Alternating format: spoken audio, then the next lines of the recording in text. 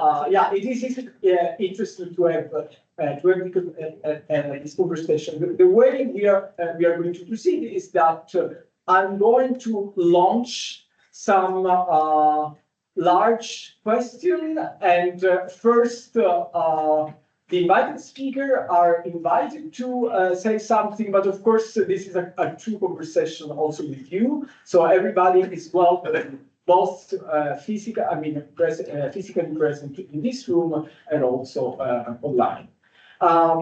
So the first question I would really ask to our speakers is how did you get interested in ecocriticism and more generally in environmental humanities, especially in relationship to classical literature and more generally to pre-modern culture. So there are difficulties in conceiving those two fields together. And this is maybe we can ask Ursula Heise to start this conversation with your statement or answer. Yeah, so as you mentioned, I'm outside of the field. I started my career as a specialist on postmodern literature and culture, so sort of the opposite end of the historical spectrum. This was in the early 1990s, and then by the late 1990s, and after I published my first book, my interest in environmentalism had increased. I originally came to it through an interest in animals and animal studies that then broadened to include habitats, migration, and ecologies more generally. And one of the things that interested me in delving into American environmentalism was its differences from the German environmentalism that I had come from. So I grew up in Germany, I was born and grew up in Germany, and I knew the environmental movement there. And I was really struck by the differences between the way in which German and American environmentalists talk about nature. So a lot of the things that are just a staple of North American environmentalism, like this attachment to a sense of place, and at the time, an emphasis that a long-term attachment to a particular place was really a prerequisite for any kind of environmental ethics, was really completely absent from the German rhetoric, for very good reasons, because that kind of rhetoric sounded right-wing or even Nazis in the German context. So the German environmental movement,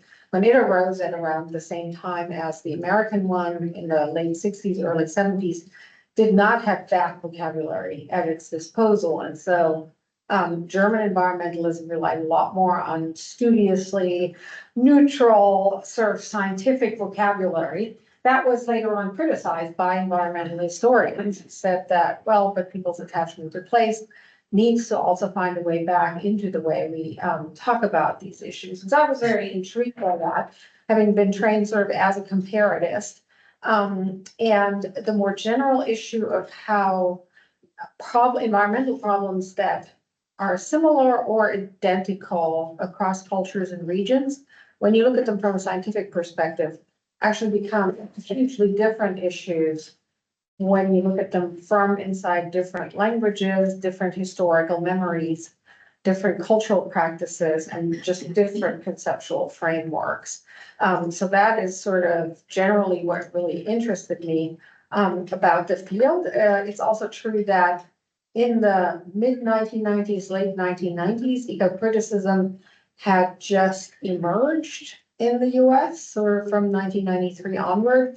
And it's a really interesting question as to why it arose that late, because all of the other rights movements of the 1960s, the sort of social movements, feminism, civil rights, post-colonialism, had started to make their impact felt in the late 70s and early 80s. So still not quite clear why it took environmentalism so long, but one reason certainly was the predominant influence of post-structuralist theory at the time, which, you know, if you look at people like Roland Barthes at the time, yeah, they were encouraging scholars to look at any claim about biology or nature as an underlying claim about power and social difference.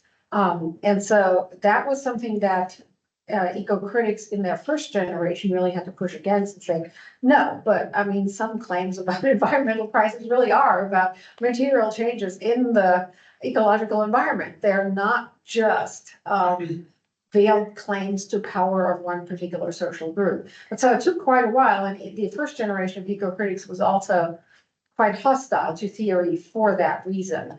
And so for me, having just concluded my doctorate at Stanford University and then teaching at Columbia, which were both sort of theory saturated places, that left me very unsatisfied with the field at the same time that I found it interesting. And so I sought for ways of linking the two. But so that sort of was the origin of it. And that's sort of what Sense of Place and Sense of Planet came out of. And, you know, throughout my work over the last 30 years, what I've particularly been interested in is the links between environmental approaches to literature and narrative theory and analysis. So I would characterize myself predominantly as a narratologist. And so I'm interested in how environmental storytelling differs or resembles each other across different languages and cultures. Okay, thank you so much. It is very interesting. This would offer us many possibilities, but I would like to ask Professor Alison Sharp to continue this. Thank you. Yes, I mean, there's so many things I'd like to talk about there, but I think it probably is best if we all sort of at least sort of introduce ourselves. I mean, the way I come at eco-criticism has some similarities and some very significant differences. I mean, I would say spent a lifetime in sort of feminist readings of Latin literature, and indeed genre and intertextuality and all those things. And I have to say, what happened then was, I'm going to be quite honest about this, I got very bored with that lot. It all seemed, I mean, I'm perhaps overstating this here, but I want to overstate it. It all seemed trivial compared with the climate crisis. I just couldn't, I couldn't get myself excited about the things that I had been excited about previously in the face of a world on fire. And I was close to taking early retirement and you know, giving up classics completely, when I had started thinking about, is it possible? Is there some value? Could there be some point in carrying on reading of it in a world on fire? And I just started talking about this. I'm very grateful to my former colleague, Andrew Morrison, who said to me, don't bother with that article on genre in the Metamorphoses that you've been writing for ages and failing to do. Actually get started on thinking about eco-criticism. And it's been an absolute lifeline for me. And so I applied for this big grant. And when I was writing the grant, one of the things that I had that the grant writer was forcing me to say is, why should the Lyceum bother to fund you? What is it about classical literature that is so special? And I said, frankly, I don't actually think it is that classical literature is so special. I'm sorry. I don't think that it's somehow better than other literatures. I want to put it the other way around. If we are going to continue to read Latin literature at all, or indeed to read literature at all, for me, it has to be at least possible to see how it reads newly estranged, as Timothy Clark says about, Timothy Clark, you know, doesn't have a great deal to say about pre-modern literature, but some of the few things that he does say, you know, what does it mean to read the Odyssey in a world that has changed, where the environment has changed so much since the time of the Odyssey? And how does it read newly estranged? And it's that newly estranged reading is one of the aspects. Now, to me, the reason why I'm doing this is it's political in the very broadest sense before it's intellectual. I mean, you know, there are, of course, because we're in that business, we have to develop intellectual rationales for what we're doing. But actually, it's more than that for me. It's what difference does it make? Why should I be talking to a new generation of people reading Latin literature, if I pretend that it's just business as usual and we can just carry on?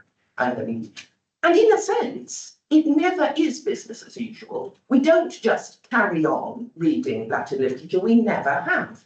Ovid's Metamorphoses, which is the thing I work on mostly at the moment, has never meant the same from one century to another. And I just think that this big change, this big development, or this big new awareness of change, and it's, you know, in some sense, when you start looking at it, the change is much more gradual. And when you put the beginning of the Anthropocene, you have to put it right back at the invention of fire and so on, has been suggested. It's just with this more obvious and explicit change to the context in which we are reading, it actually brings up some quite important, to me, quite important, you know, theoretical issues about what the whole process of reading is, and the whole process of engaging with any work of literature. I mean, there's other things that I'd like to say. I'd like to say a little bit at some point about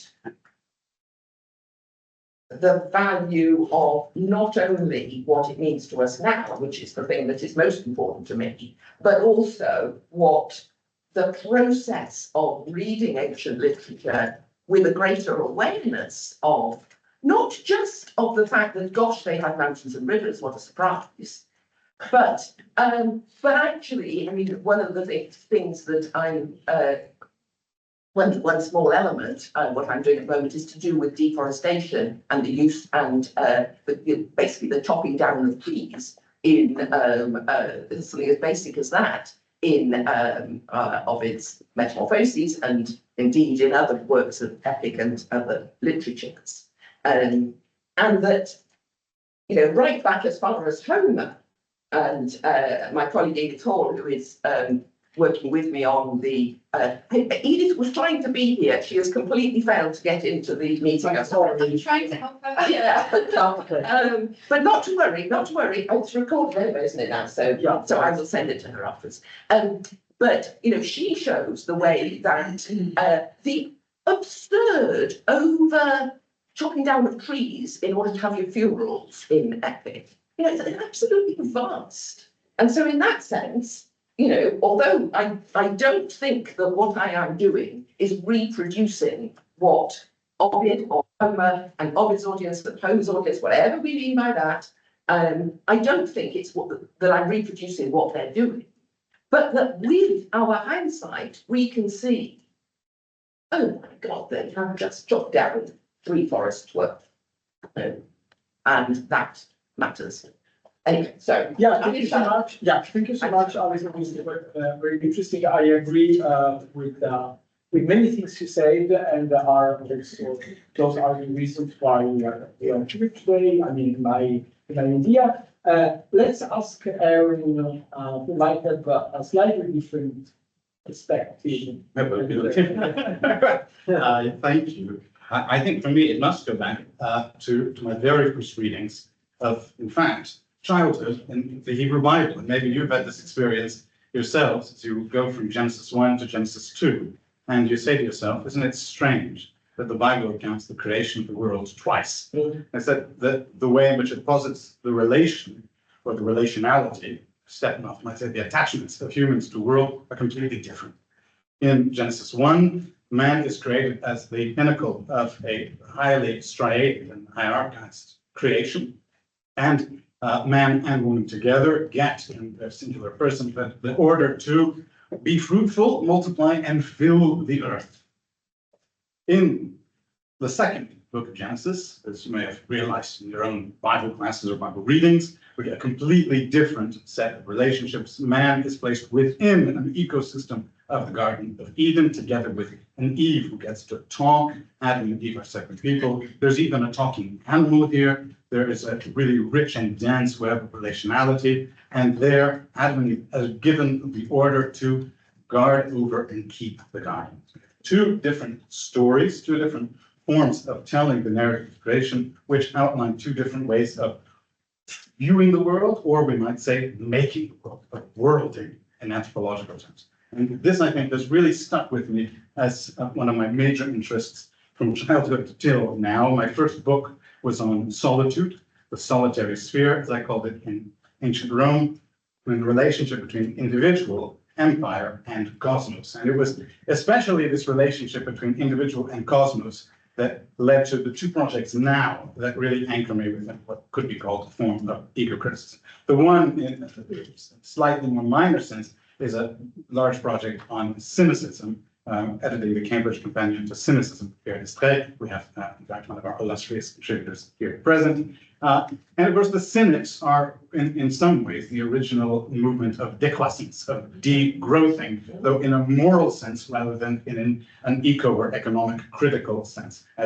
which is to say that accumulation of resources and consumption is bad for the individual, rather than necessarily bad for society. But perhaps if we had more of Diogenes' Republic, we would think otherwise. That's either there. The other is a major project that I'm directing on precisely this notion of the making of worlds, what I call the rhetoric of cosmography, a project I'm leading with Renaud Gagne at the University of Cambridge. And our question is, how do you represent total space? How do you represent the world and man's relationship to that world in a variety of ways? This gets to the very heart of what eco-criticism and eco-poetics is about. Why? What's in the name? Eco-criticism has the word eco in it, which comes from Greek oikos. Oikos is the home. It is the family unit. It gives us our Dutch wake. It gives us English wick, village or space. The oikos is, like in Latin, the familia. The familia in Latin, ulpian, the jurist will tell us, is not just the human members, but also the things, also the animals, also the meta-persons, anthropologists would say, that are part and parcel of the home, the lares, the penates, the vesta in Roman culture.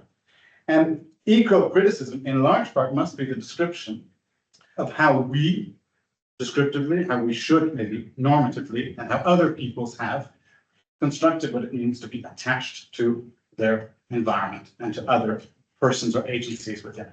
And it was precisely this notion of thinking through the web of attachments, of thinking historically through the work of historical anthropology of what constitutes this web of attachments, the oikos, which really drew me. I think this is, as we'll talk about, a really crucial and necessary trend in the study of the ancient world more generally, because it is part and parcel of what it means to have a responsible historical anthropology of antiquity, which in that sense makes the study of ancient studies no different than the study of any other form of historical anthropology, which aims to describe how different peoples in different places at different times have made their worlds, have made their oikos, these webs of relationality and attachment.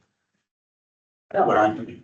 Yeah, thank you so much, Thank you. Aaron. Now I would like to ask Julia Sisso to say something about this. How did you get interested in ecocriticism? Why is this relevant to you? Thank you, Marco, and Leila, and thank you all. Well, I've always been interested in the representations of the world as a dwelling in its multiple interrelated and interactive components in Greek and Roman cultures. And this comes from my training in the 1980s in the intellectual milieu of the French anthropology of ancient societies.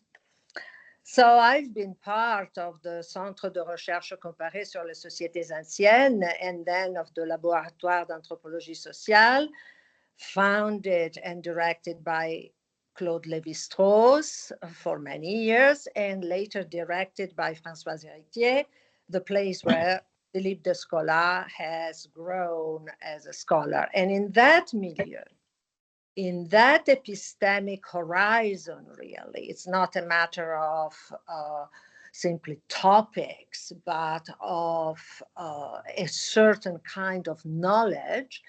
It is in that novel comparative, non-idealizing approach to the so-called classics, well, that I start to come to my interest. And in that world, the major premise of any specific study of any object, textual or not, well, was the idea that all cultures and societies think large and produce holistic conceptions of the world, their own world.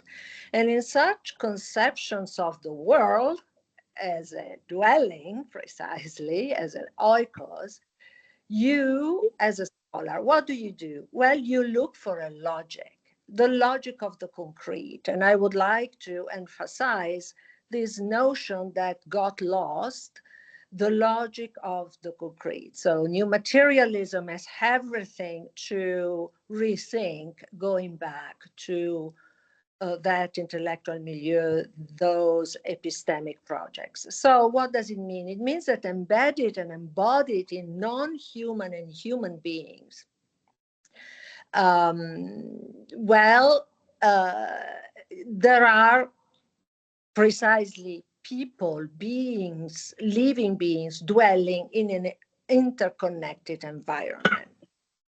So this fundamental premise explains the focus of that kind of anthropology on relations, first of all, polarities, analogies, as Jeffrey Lloyd would say, and crucially, a focus on transformations. So eco-criticism, not in general, but when it becomes a hermeneutic of discourses and cultures. Well, eco-criticism belongs in the extension of that anthropology. I want to emphasize this. So I come from a kind of interest for ancient societies that at the time we never talked about in terms of classics, because it was precisely challenging that anthropology of ancient society was precisely challenging any kind of idealizing, self-centered, ethnocentric approach to classics. It was all about the anthropology of ancient societies and culture. So for me, eco-criticism today, with the kind of inflections I will talk about if we have time in a moment, is once again an extension of that anthropological approach to Greek and Roman societies that was in itself challenging vis-a-vis all the sort of, once again, idealizing, ethnocentric, only Western understanding of that tradition. So extension of that anthropology. Lévi-Strauss. Lévi-Strauss is the maître à penser here, and we have to reread Lévi-Strauss, especially in the United States, get out, I think, of the structuralism, post-structuralism kind of narrative, which is incredibly misleading. Claude Lévi-Strauss is the person who has set anthropology really not alone. There were others. We can do a very sophisticated intellectual history here, and it is done. I can, mention very interesting attempts precisely to do serious intellectual history here. Lévi-Strauss has set anthropology precisely into this primary interest for the environment. And Philippe Descola is perhaps one of the most successful pupils of Claude Lévi-Strauss. Philippe Descola is not the radical critic too many people unfortunately believe that he is.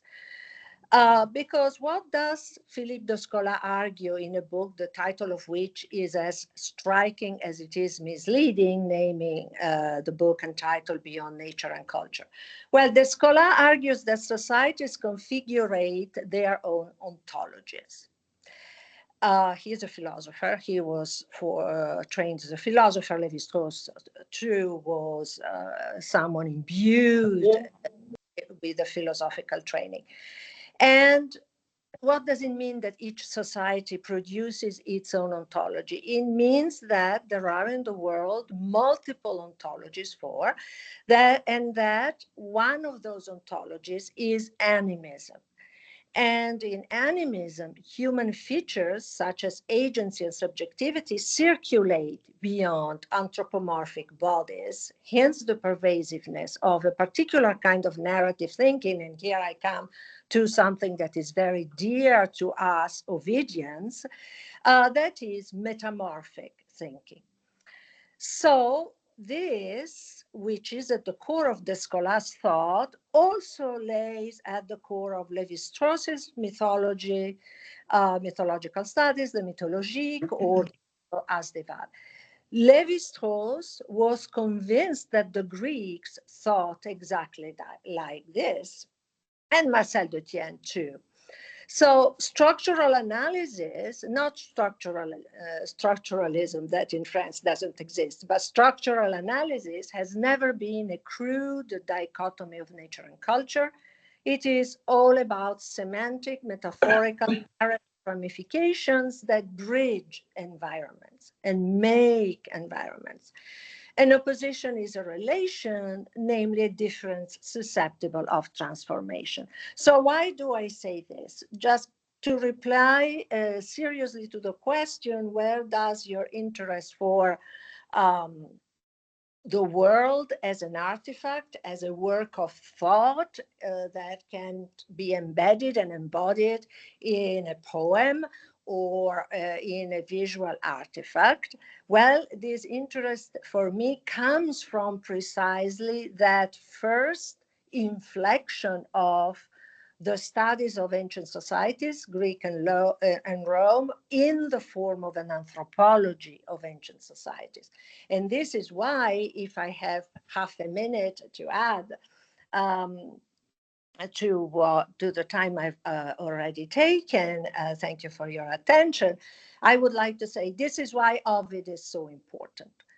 Because the metamorphoses are precisely a sort of manifesto of the ontology of animism. There are all the ingredients there. And what matters, and this is why Francesca Martelli and I and a group of wonderful scholars worked together first in a conference and then in the book that Marco has kindly mentioned. This is why precisely we decided to do something, to take the time to zoom onto this piece of ontology, of philosophy, of real philosophy that the Metamorphoses as a poem offers to us. So what we brought to the fore is an ontological reading of it. This is not some abstract word. An ontological reading means that we take seriously the possibility of, not just the fact that there are so many, but the possibility of metamorphosis as a feature, a modality that defines the possible world of this poem. And what we also tried to do, and this is a way of replying to one of the comments that Alison Sharrock has shared with us before this moment. What is it that makes of this piece of ontology ecocritical? Not just the sense of fluidity of the ontology in question, not just the vision of the environment as precisely kept together by a kinship of bodies and of souls that circulate, with the crucial challenge of thinking blood in all. Not just that, not just the possibility of metamorphosis that creates an ecosphere, but the fact that there is a normative thought here, and it's a critical thought. Because the poems end with Pythagoras' speech, which is a piece of normative didactic philosophy that keeps together the entire poem, actually, and that explains that there is something wrong in precisely not respecting that ontology in its fluidity. There is something wrong in eating meat, and vegetarianism is a huge deal here. There is really a sort of alimentary skepticism that is built into this idea, because everything is uncertain thanks to metamorphosis, because a cow could also be a girl, a young woman, then don't eat meat. So precisely the ontology of transformation, of metamorphosis, generates an imperative which is ethical. It would be cannibalism, it would be violence, and which is really also politically important, because correlated to the incitation to vegetarianism. You have a discourse on sacrifice, which is a crucial, important aspect of Roman political understanding of regime, of religion, if we want to call it like that, and pacifism, because Pythagoras has a complex theory that encompasses all the aspects of the violence that you can precisely impose on this interconnected world, interconnected environment. So, I'm yes, sorry to interrupt you, because you nicely. I will shut up. So this is what it's normative. Thank you. Can we react directly Let's do, because I think Julia said many different things that they are connected with each other, and it gives us the possibility, and you can be glad later.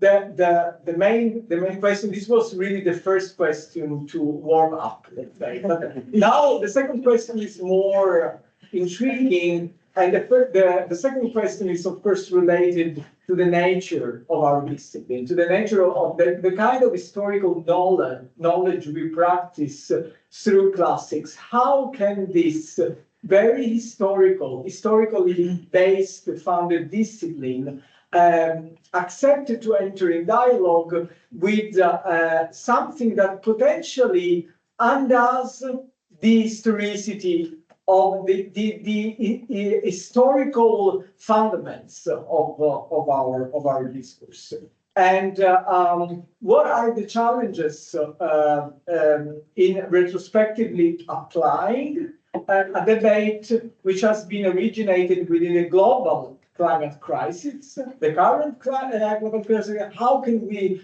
learn from that very urgent, very real, very dramatic crisis in order to investigate ancient textualities that are located within a culture within which this urgency perhaps wasn't there? So this is really the core, and I know that because many people ask me precisely this. Okay, they are expecting that we can discuss. Of course, we cannot answer this question, but at least try to elaborate on this. So, Aaron, why don't you? Why can't you? Yeah, But this question about. not but it's not always the same order, so you can start with Alex. Anyway, well, I think I can, I suppose, answer and also pivot. Well, I think that there maybe are two ways. One would be called, as in all things, either genealogical, and the other would be comparative.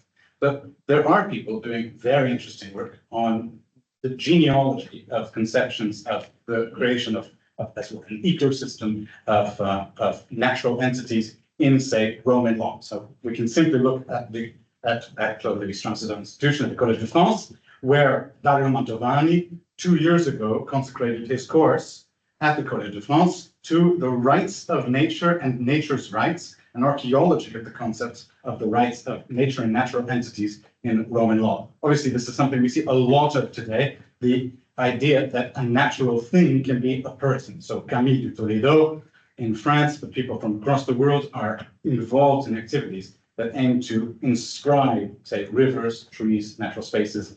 In India, there was a case in 2018 where all animals were ascribed collectively legal personhood. Anyway, so this is something that somebody like Dario Mantovani can help us to locate, if not the origins of these specific things, but especially in continental legal systems, some kind of an archaeology of the possible concept of personhood for natural entities in the past. This is one where a direct application in the legal sphere. People are doing this now with the question of what AI constitutes in the terms of Roman law. It's neither a person nor a thing. Could it be a slave? Anyways, this is where genealogical. Comparative gets at what it means to look at any other society and how they think of the world, and the way in which that allows us, as it were, to spark a creative imagination or a critical approach to our own. And this would be the same, as Julia mentioned, no matter what society that one we're studying.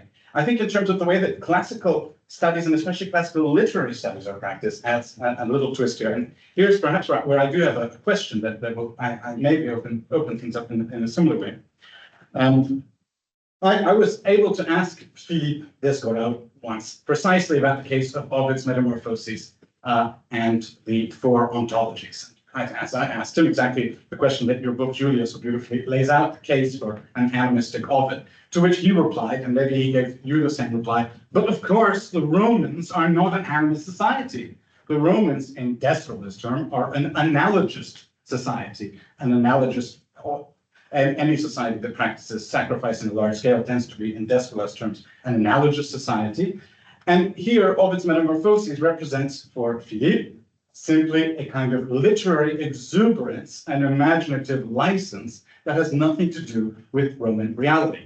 And this begins, I think, to pose a really big question. So if Philippe Descola's work as an anthropologist is to set out to characterize the ontologies that a society creates or inherits for itself in terms of how it constructs or views its world, what does it mean to be a literary scholar who is reading and interpreting works like Ovid's Metamorphoses that seems to suggest elements from a different, competing, and in fact, competing ontology that cannot fit within that mode?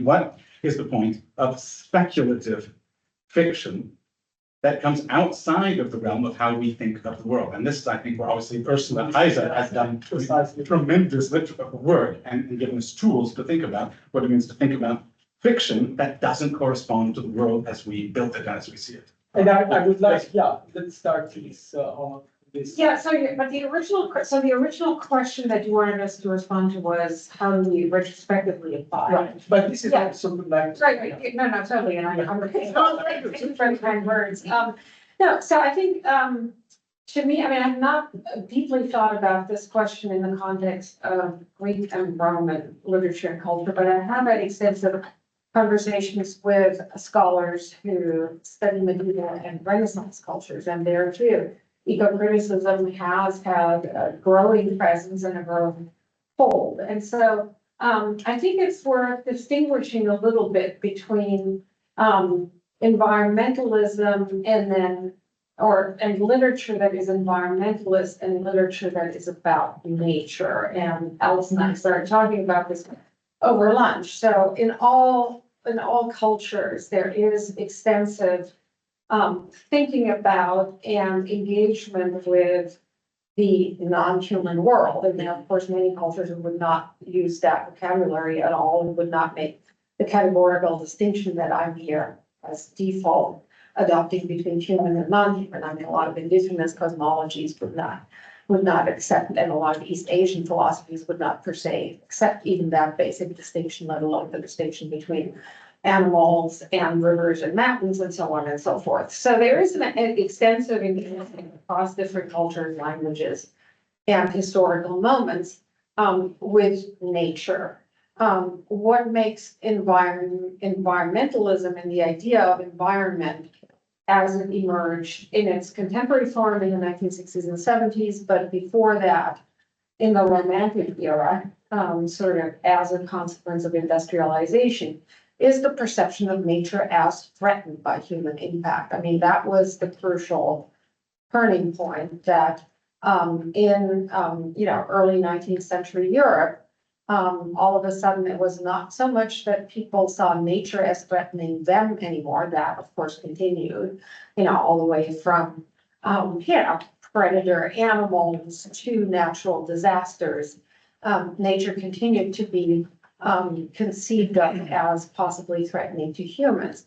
But the other part of it, that humans could actually threaten nature and that they could change its basic ways of functioning, that is sort of the modern twist. And that is sort of what informs contemporary understandings of the environment, which itself, of course, is a term that was not equivalent with nature or had particularly to do with nature before the 20th century, and notions such as ecology, a term that was coined in 1935 by George Tansley, the discipline of ecology in some ways that emerged in the 1890s, and so on and so forth. So I think that the question is, there's absolutely no question that, across cultures, no matter what the historical moment, you find really interesting and very instructive engagement with nature. And I totally agree with you. The fascinating thing there is sort of the comparative approach. I would also push it a little bit further in the sense that sometimes looking at other cultures in the present and looking at other historical moments opens up to us something that is speculative, perhaps even utopian, or in the science fiction novelist Kim Stanley Robinson's vocabulary, utopian. So not the ideal society, but better than the present one, in the sense that there are in history paths that were not taken, visions that were not realized, sometimes for structural reasons, sometimes for completely contingent ones.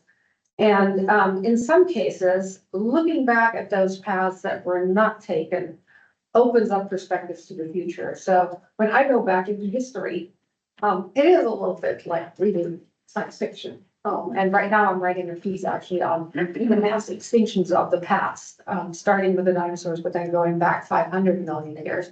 And it's odd how the writers, nonfiction writers about these events actually adopt, in many cases, the vocabulary of science fiction to talk about other planets, other worlds that existed in the past and that were cut short.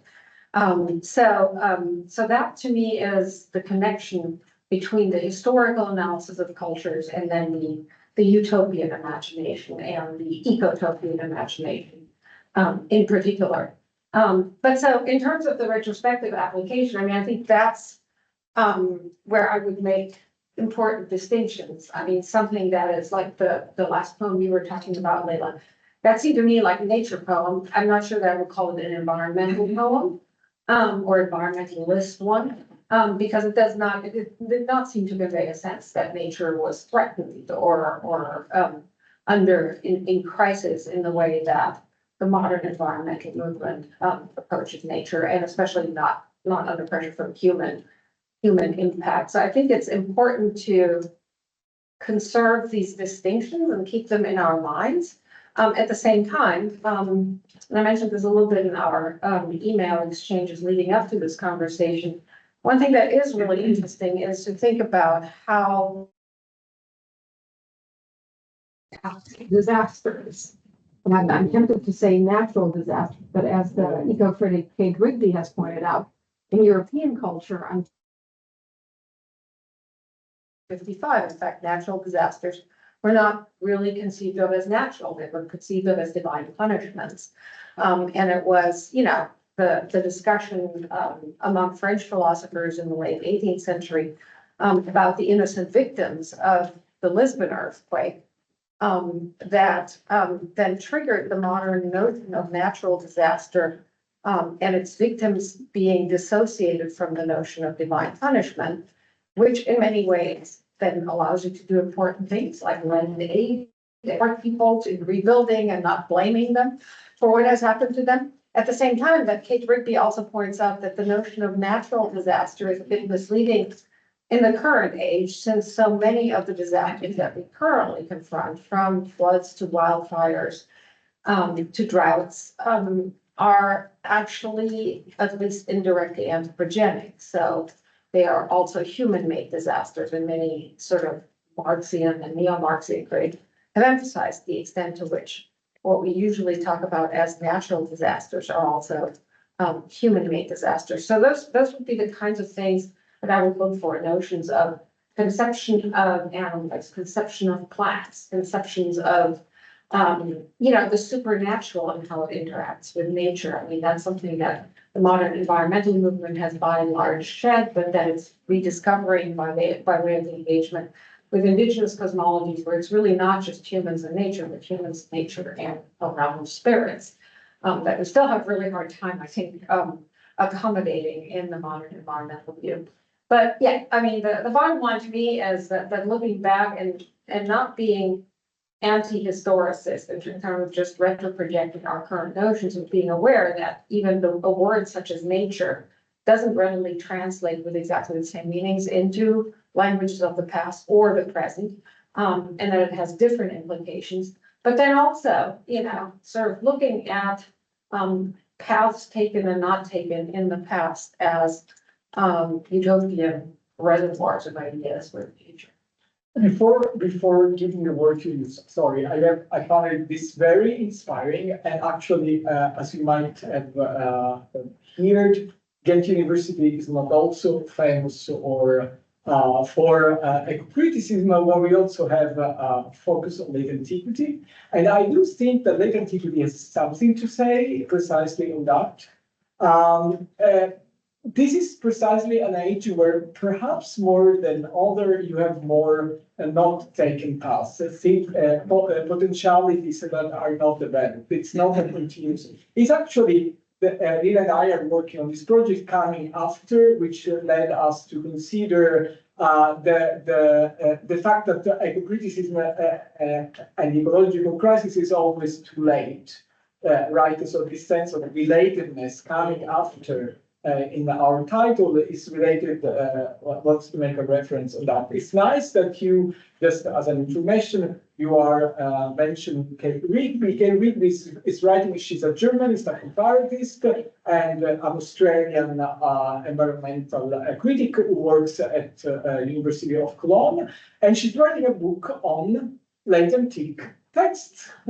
So this is very, this is very interesting. In religion. Yeah, it's very interesting in religion from the perspective of early, lines in Ernst Robert Kurtz's European literature and Latin Middle Ages. He says that the goddess Natura is in fact the last great spiritual creation of pagan antiquity. Yeah. Of course, Natura will be a goddess for the first time in poetry, not in cult, but in imagination, in clouding. Yeah, so perfect. Yeah, perfect for us here. Sorry. No, absolutely. I mean, our problem is there's just so many things. I've got 3 points that I want to say, mostly in response to things that have been said, but there are a lot more of them. One is, I mean, I think you've just about said about Kate Rigby, so I'll pass that one. Though I am talking about the flood in Pisa next week, and that kind of approach is essential to that. I just want to sort of you mentioned a sense that the last poem was what I think you just described as not not eco-poetic because it is not, Not environmental. not environmental. Because Yeah, okay, not environmental because it is not, it's, see, I actually use the terms the other way round. To me, Okay, eco-critical means positively politically engaged with the problem of climate change, whereas environmental just means about the world. so it was about But no, eco-friendliness. indeed, yeah. But I think I would want to say that the poem itself, though perhaps is not itself obviously interested in the question of anthropogenic damage. Though I have to say that the previous one with the flood and the drought and so on is getting harder. But it is still absolutely open to what I would call, you might not, an eco-critical reading.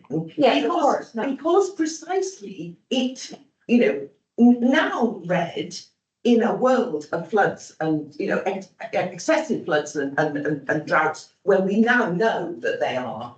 No, I totally agree with that. Yeah, I mean, okay, eco-critical readings are possible of any text. What I'm cautious about is attributing sort of environmentalist or pseudo-environmentalist intentions to Oh, absolutely. writers and texts of the past where that simply was not the way. I'm completely with you on that. I'm completely with you on that. I mean, when I first started thinking about this, and you know, somebody from the English department sort of said to me, "How can we possibly do a critical reading of Ovid?" And I said, "Well, yeah, I've spent my career so far doing." That's a stupid question. Yes, a stupid question, but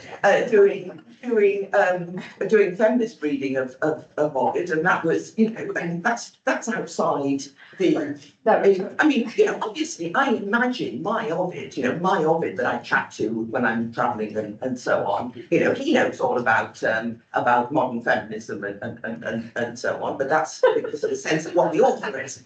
But I did wonder, does it make a difference that men and women, the Ovid's audience knew what men and women were, but they didn't know what methane was?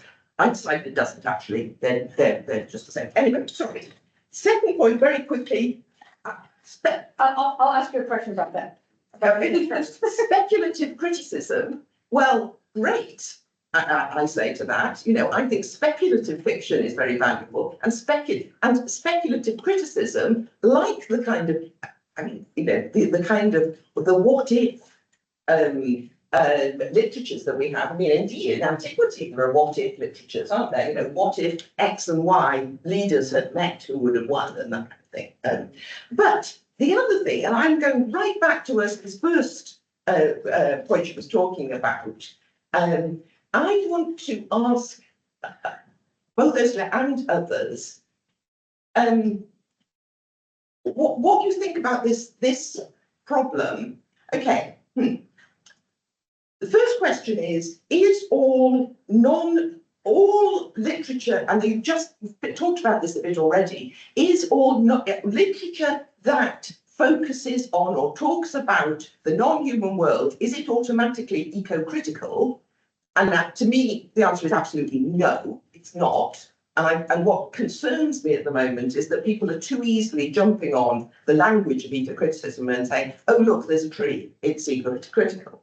I mean, which is a big problem to me. And I think it's a problem not just because I don't think that's enough, but also, and this goes back to something which I find very valuable in your book, which is kind of, it's my perfect thing to refer to on an issue that I have felt for quite a long time, which is the quite problematic and worrying sort of environmentalist movement that is particularly in America, but it's true in Britain as well, that of the, I put it out, I call it the enclosure problem, you know, and the sort of the great outdoors, even the risk of the national parks actually that ignore, you know, the people who are actually already living there, for example. Been an issue in my home country, that's Wales incidentally, not England, recently about whether there should be another national park, which is just a playground for townies from England, but that's another matter. Sorry, what I'm trying to say is Forests, we adore forests. We in some sense worship forests. Yet forests, the original forests come from the medieval kings keeping everyone else out of their space so that they could kill their deer, not anyone else come and kill their deer. And it's that kind of risk that anything that not all things that can present themselves as ecocritical or green or environmentalist are actually what I call pro-environmentalist. And they can actually be quite dangerous. And there's green NIMBYism, for example. But they're not all politically progressive. I mean, there are conservative and right wing, and they have been in Germany as well as in the United States. Yeah. But I mean, the environmental justice movement as it's emerged over the last 30 years, I think has done a lot to. Absolutely. As have the environmental humanities. I'm thinking particularly of William Cronon's Trouble with Wilderness. Yeah. Piece that, highlighted all of these issues with the wilderness and its informed, particularly in North America. Particularly in North America, yeah. Not I'm going to interrupt, but Yeah. we have, I know, you're right. we have another two speakers. Let's say, if Nida, since your work has been mentioned, if you would like to say something on that perspective of either environmentalist or not, ecopoetics, if you want to. I don't know. Well, very briefly, maybe just some context for people who weren't here before. The poems we're talking about, there's one describing a river that's totally frozen in ice and you can't go through it, you can't go over it. It's a little poem about that. And another poem we looked at was a river that is almost nothing in drought, and then when it's in flood, it totally, takes over, floods, yes. And is not recognizable as a river. And so either as the trickle in the drought or as the flood during a flood. Yes, and I do agree that it's not about trying to find what the original author, whether he was pro, saving the rivers or something.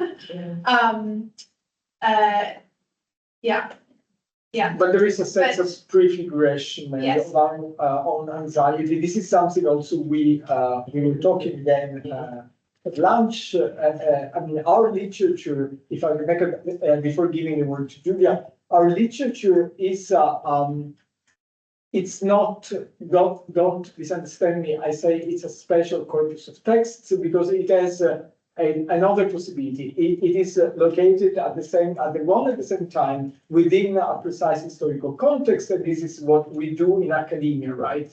We study classics because we reconstruct the historical circumstances within which this corpus of text has been produced. So for us classicists, this is a priority or a necessity, whatever. But at the same time, we cannot forget that this corpus of texts is accompanying our culture, has been accompanying our culture in the West constantly. And thus, there is another way of reading this text, which is not historical at all. And this is you can say the same thing with Dante, with Shakespeare, of course, but in such a way that this corpus of text is present in good or in bad terms.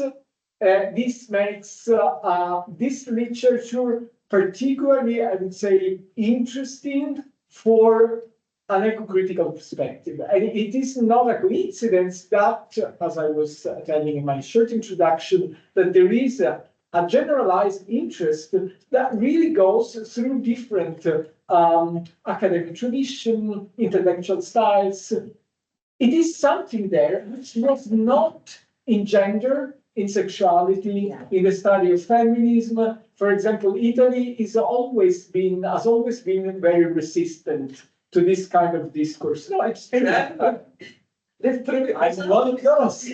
I mean, I do teach a course on gender and sexuality. I'm not one of them, but I am Italian. I know how it works.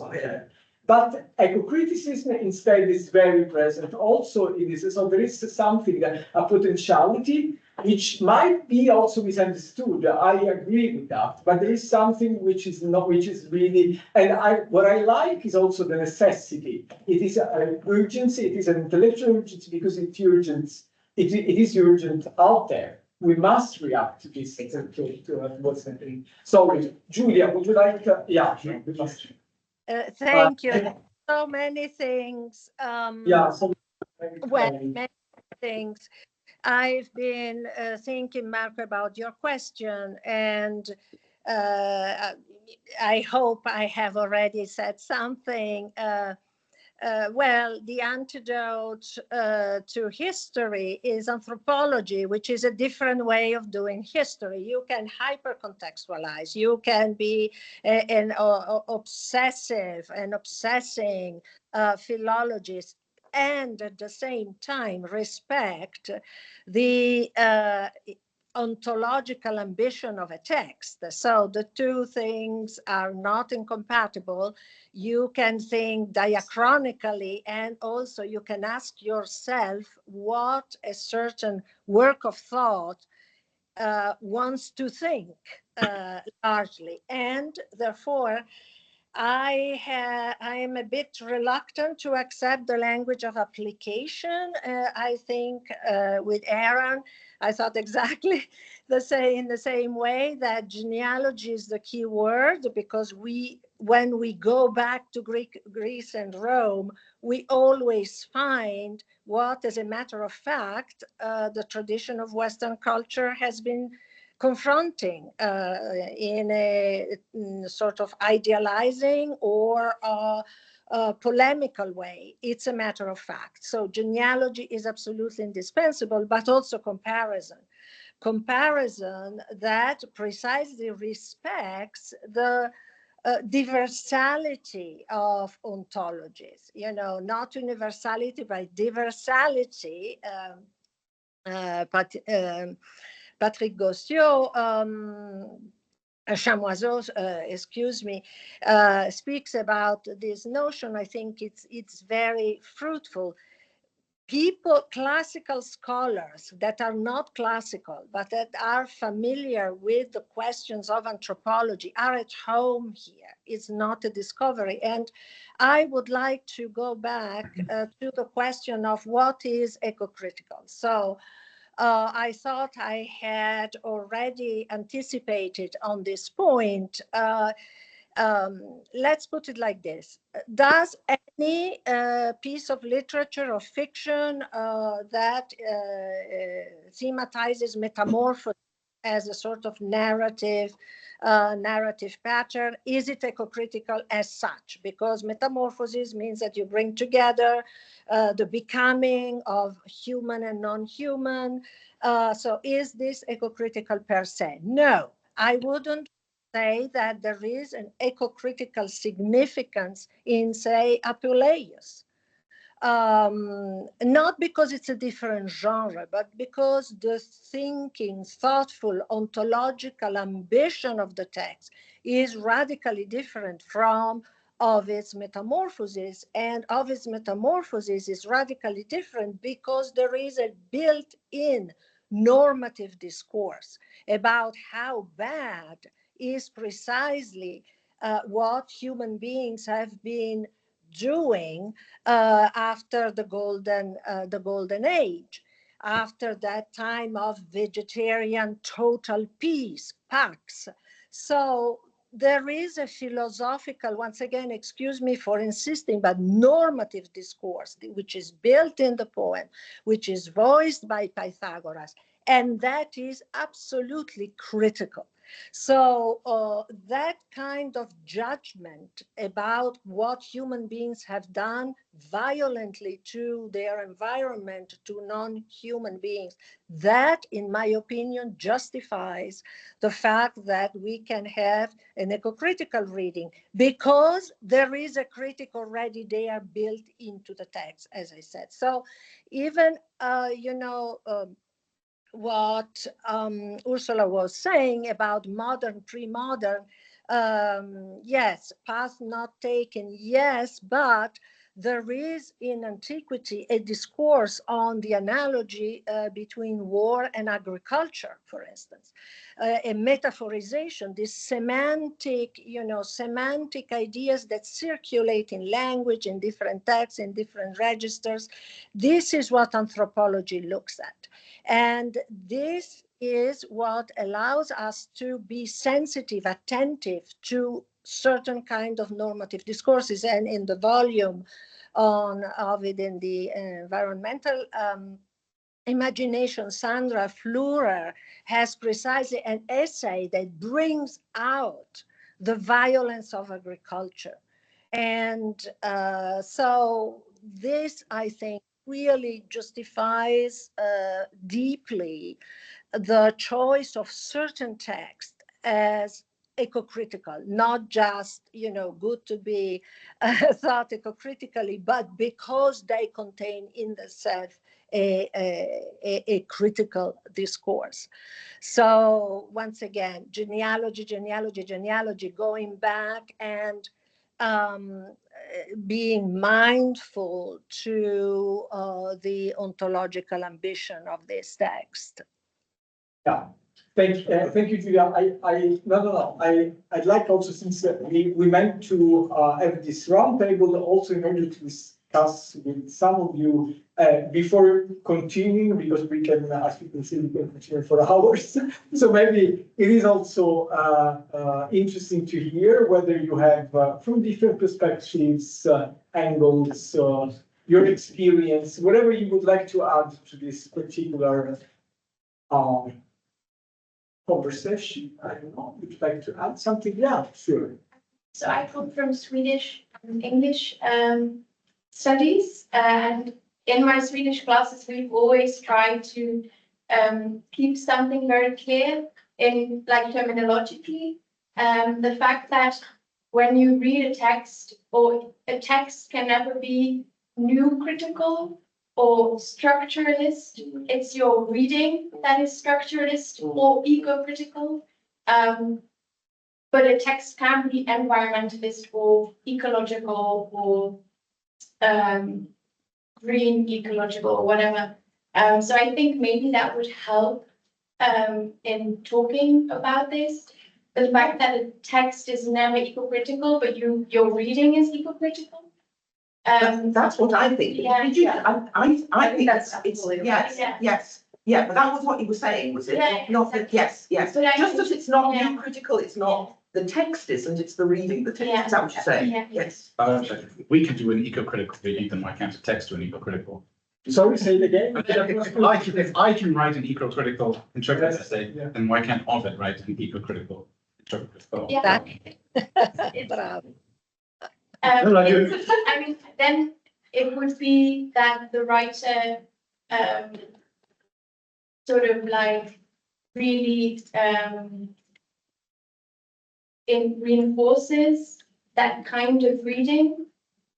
But I think it's a way of reading and not a way of thinking about them. But there is, if I can add, there is also the agency of the environment and the text without the author, without the implication of the intention of the author. So another eco-critic, Hubert Zapf in Germany, he says that texts are ecological forces, that they interact directly with the environment. So there might be also this possibility. I agree with you that we can read every text eco-critically, because eco-criticism is also a hermeneutic technology which allows us not only to identify typically non-human agents and so on, but also to undo, and this is a political agenda, say more broad political agenda, to undo hermeneutic practices that are consolidated through precisely incorrect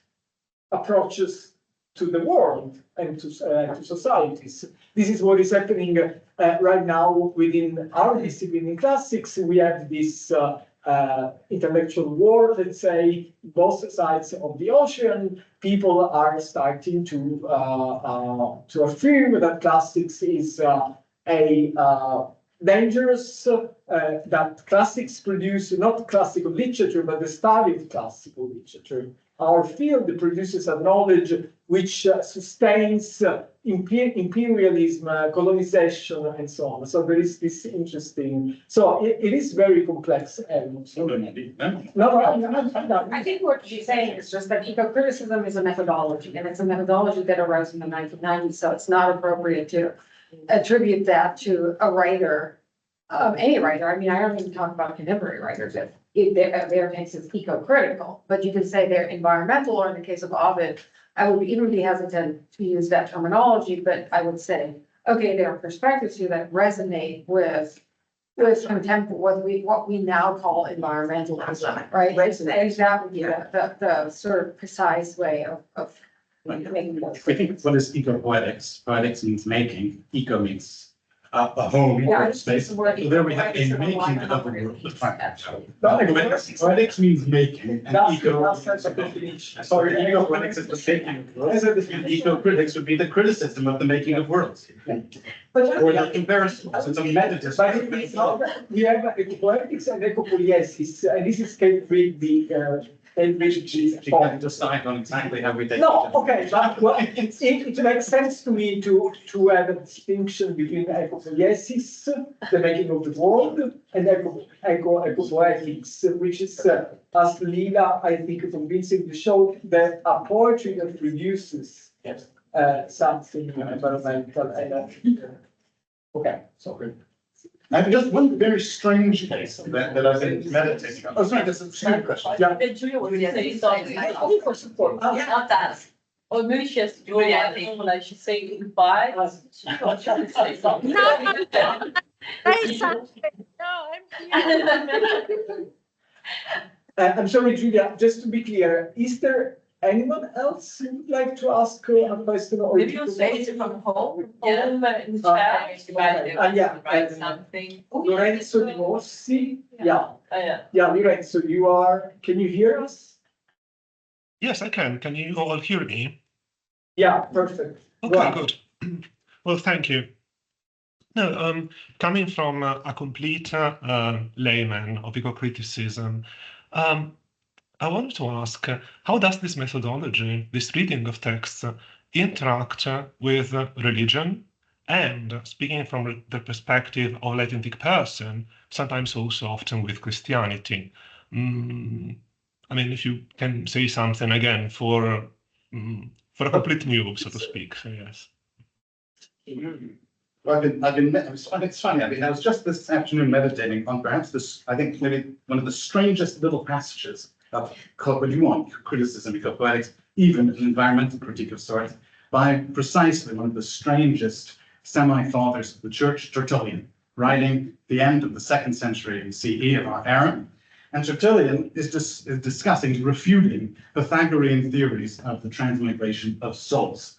And he says, this is absolutely absurd. We know that the idea of that souls transmigrate into new bodies, human bodies, is absurd because the number of humans keeps on increasing. In fact, there's never been more people in the world than now.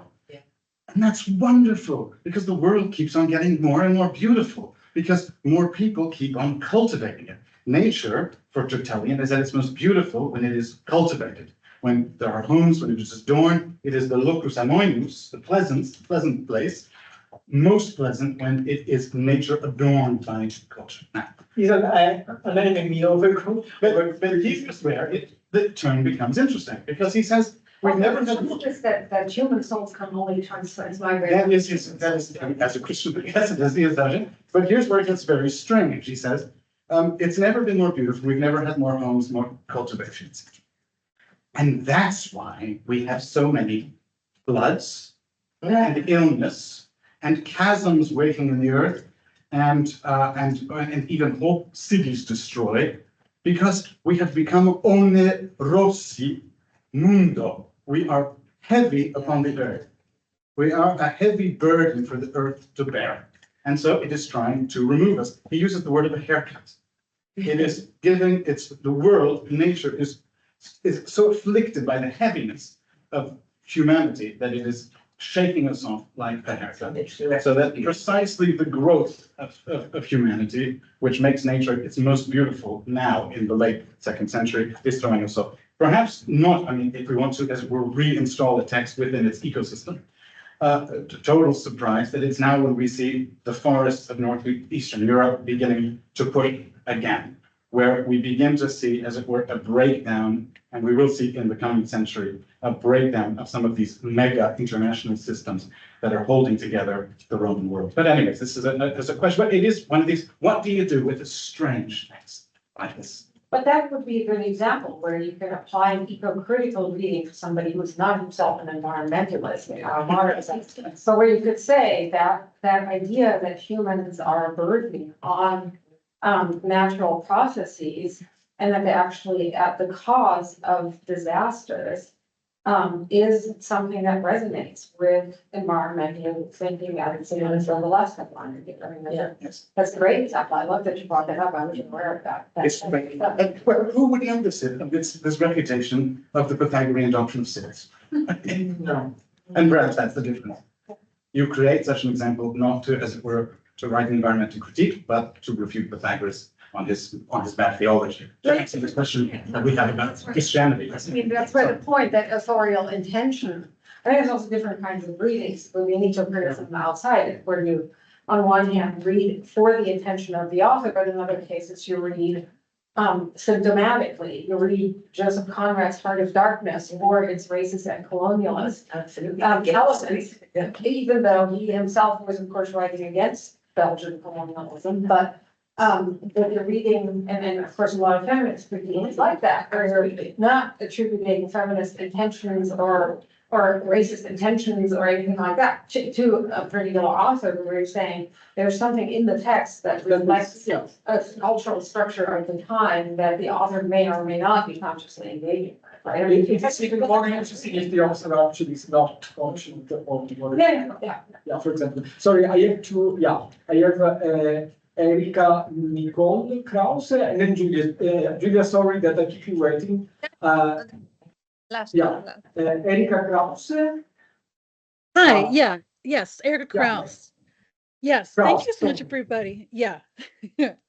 Thank you for such a stimulating conversation. This has been fantastic to follow. And something I wonder about is we seem to be talking about eco-criticism solely as a tool for unearthing kind of previously not recognized ways of thinking in ancient texts. But what about eco-criticism as a tool for unearthing bigotry, maybe environmental bigotry and assumptions in classical scholarship around these ancient texts? Good idea. Maybe, no, please. Yeah, just break. I mean, I think you're right. Which I mean, it is very sort of interesting to do that. To look at. I mean, I'm not particularly myself massively into the history of the discipline, but I haven't been able to resist sometimes just being interested to note what the commentaries pick up on. Say the commentaries on the Metamorphoses, even the most recent and in many ways very excellent commentaries on the Metamorphoses, pick up on, and what they just don't notice, or even kind of dismiss.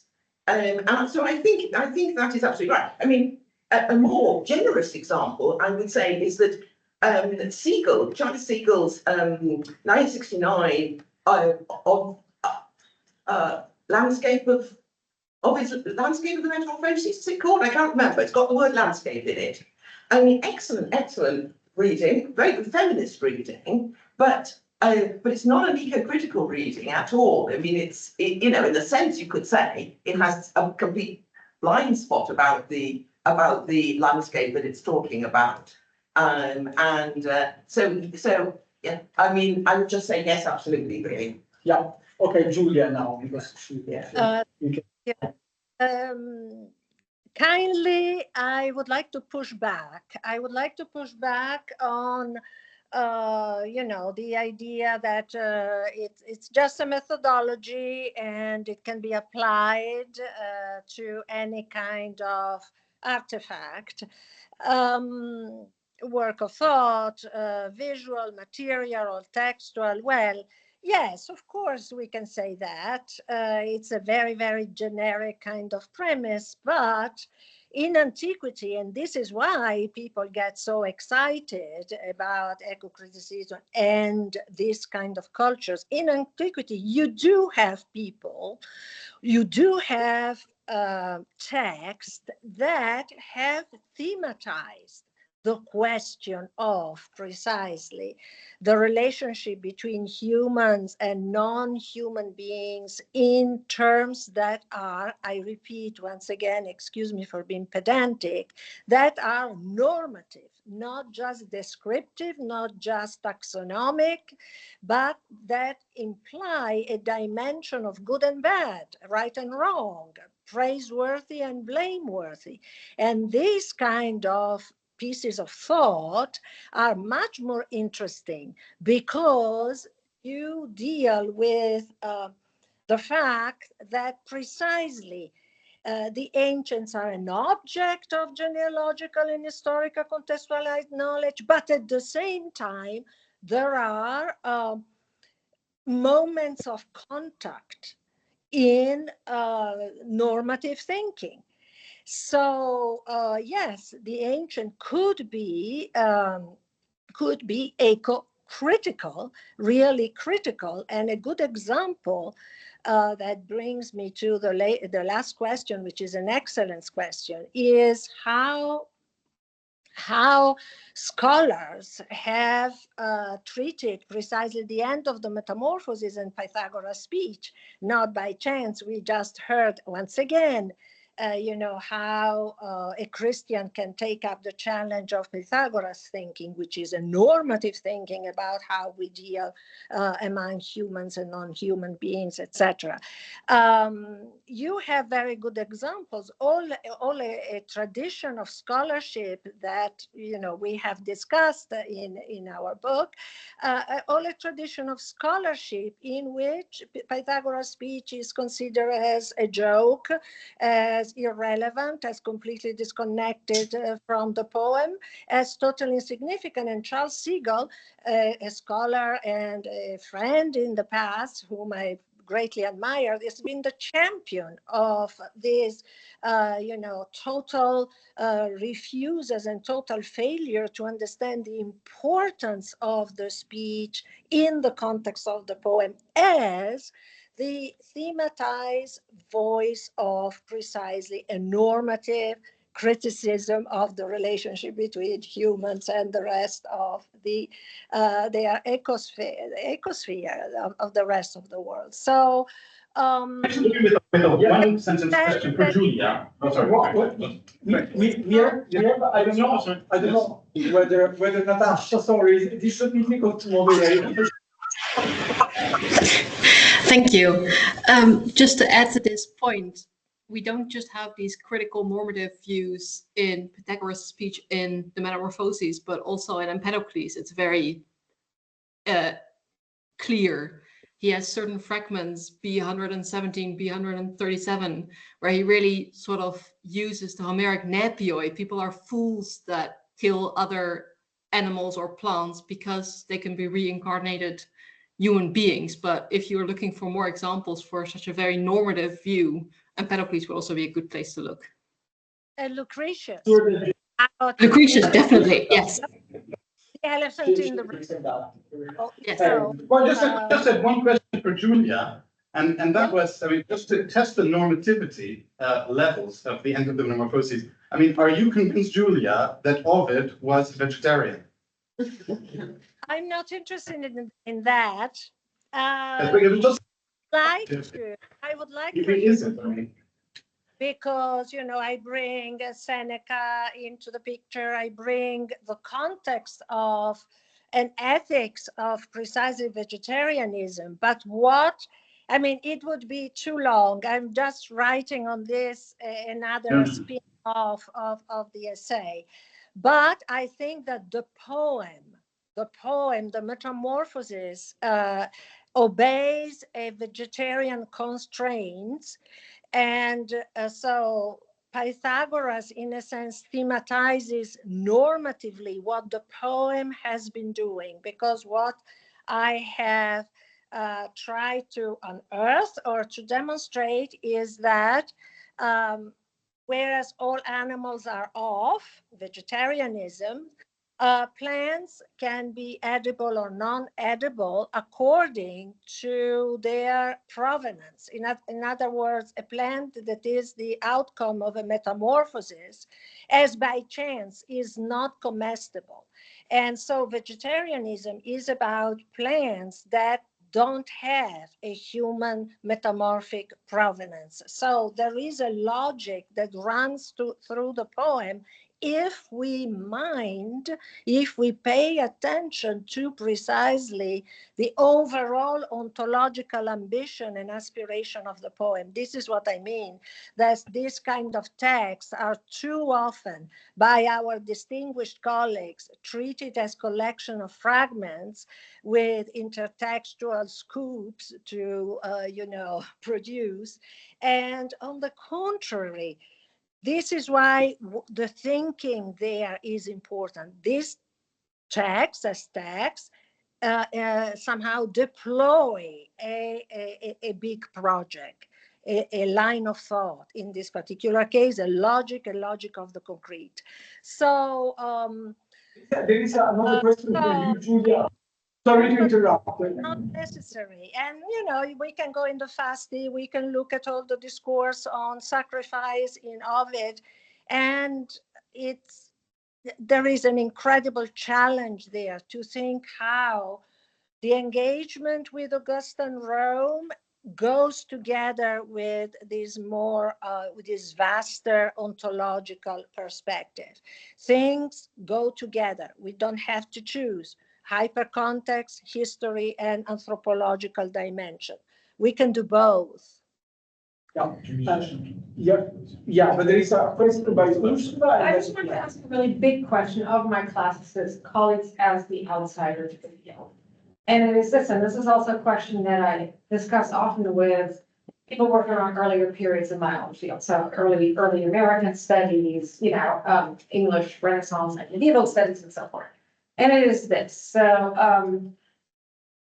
when we look at the combination of contemporary environmental crises, and it's not just the climate crisis. In fact, it's a climate crisis in some ways we at least know what to do about. The other crises we don't, like the waste crisis, the fact that microplastics is embedded in everything from the snow in the Himalayas to our own lungs.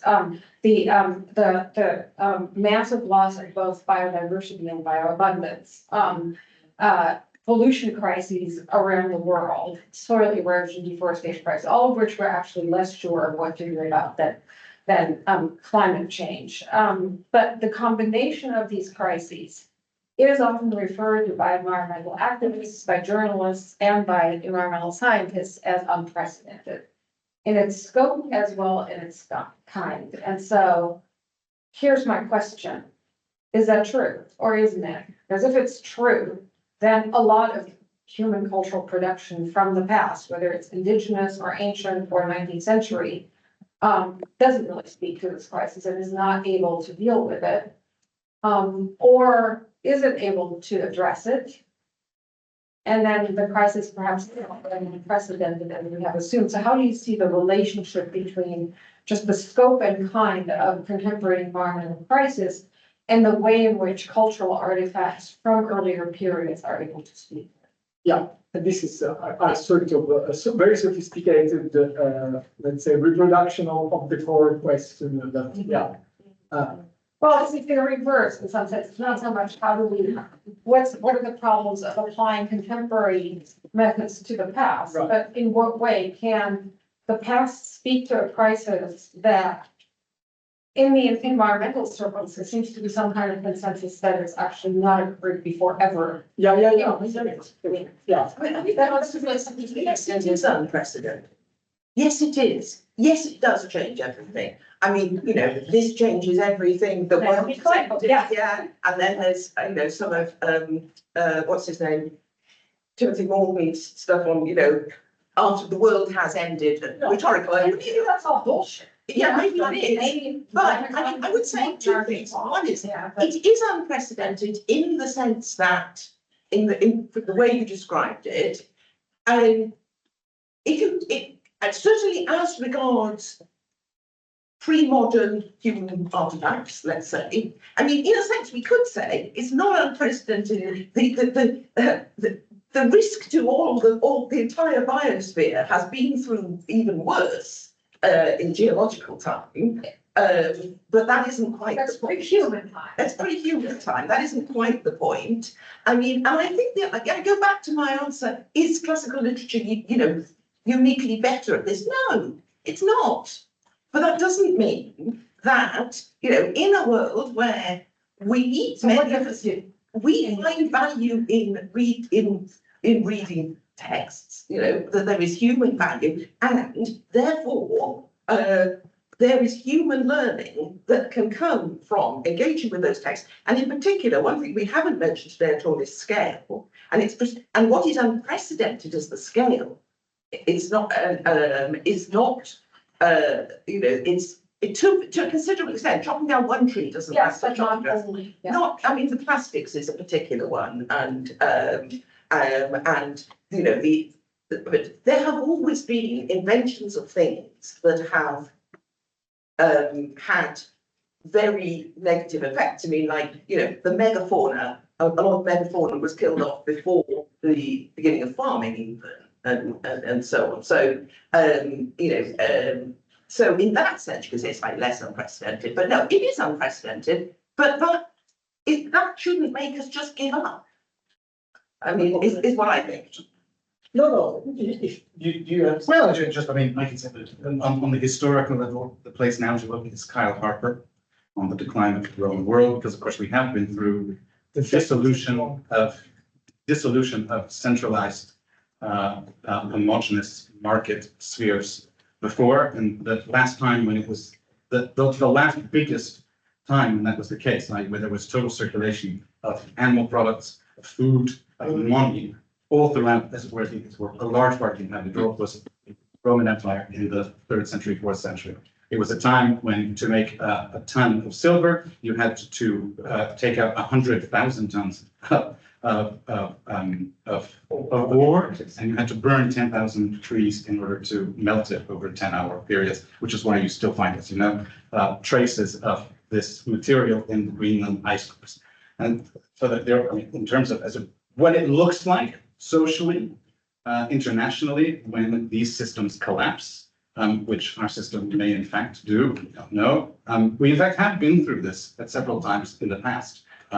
So your answer would be it's in fact not unprecedented. Well, it could be that the total connectivity of the entire biosphere makes it, as it were, of a different scale than the Roman oikoumene atmosphere, which is only, in fact, quite small. It is rather large, but it is smaller from Samarkand to Spain.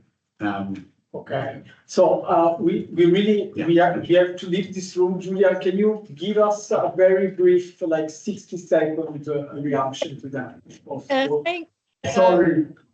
No, I understand. I just would like to say that there is a very lively, say, scholarship and interest in the history of technology in antiquity. And, if you go there, you find in a very sophisticated way of reading ancient texts, both philosophical and fictional, that try to think precisely the impact of techne on the world. So ecocriticism also belongs in the tradition of the history of technology, precisely, of the critique of technology, of the periodization of technology, and there too as always, the ancients have everything or a lot to tell us. And this is the challenge of precisely not being stuck in limiting historical, contextual, philological, intertextual perspectives. And this is why, once again, the general horizon of what we call anthropology opens up possibilities, because you can see the combination of hyperlocality, erudition on the one hand, and respect for general ambitions and comparability and shareability of certain ideas under the sign of diversality. So this is what I wanted to say.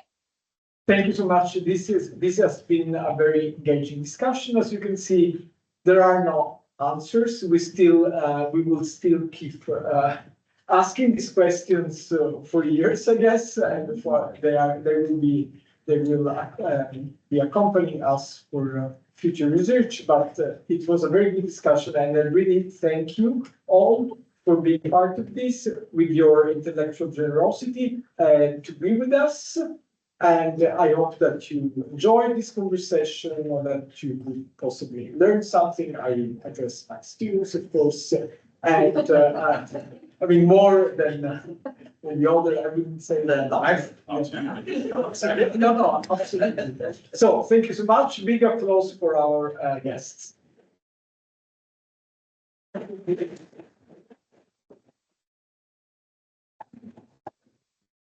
So, no. Thank you so much. Thank you. Hey, Julia, see you back at UCLA. Thank you. Bye-bye. See you soon. Never seen you. Yeah,